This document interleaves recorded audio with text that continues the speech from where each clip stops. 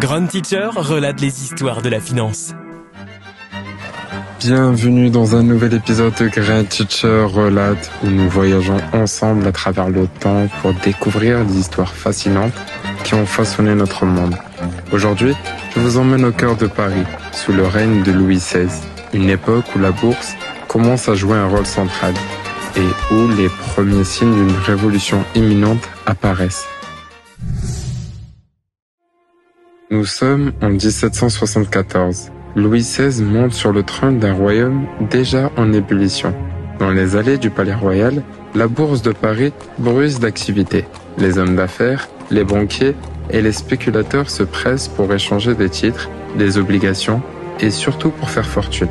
Mais derrière cette effervescence se cache une vérité plus sombre, une dette colossale qui menace de tout emporter. En 1781, Jacques Necker, ministre des Finances de Louis XVI, publie un document sans précédent, le compte rendu au roi. Pour la première fois, les finances de l'État sont exposées au grand jour. Les chiffres sont effrayants. Le royaume est en déficit, un gouffre financier caché jusqu'alors par la vente d'obligations d'État. Ce coup de théâtre dans le monde financier provoque une onde de choc. La confiance des investisseurs vacille.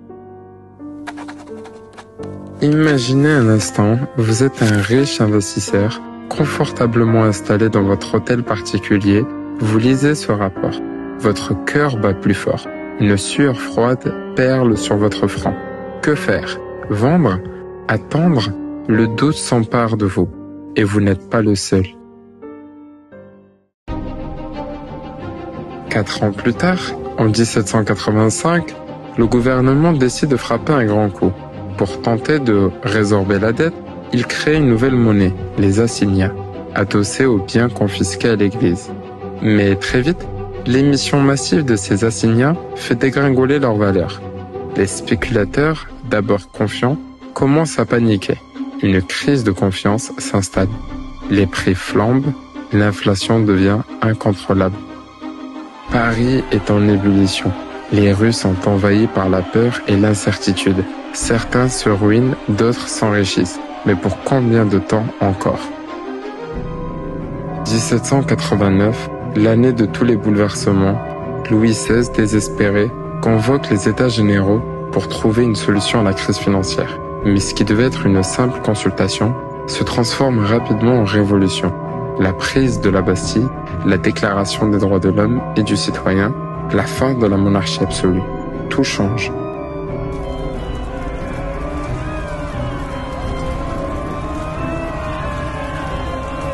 La bourse de Paris, au cœur de ces événements, devient le théâtre d'une spéculation frénétique. Les titres de la dette royale, les assignats, les biens nationaux, tout s'achète et se vend à une vitesse folle.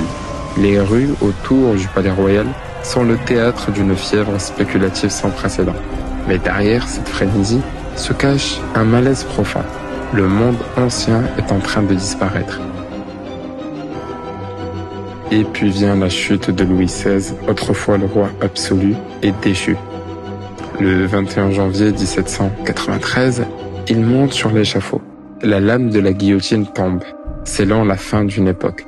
La bourse, qui avait prospéré sous l'Ancien Régime, doit désormais s'adapter à un monde nouveau, celui de la République et des bouleversements sociaux profonds. Sous Louis XVI, la bourse de Paris était témoin et acteur des tensions qui ont mené à la Révolution française. Une histoire d'audace, de risque et de chute. C'est ici que s'arrête notre voyage aujourd'hui. Mais les échos de cette époque résonnent encore dans notre monde moderne.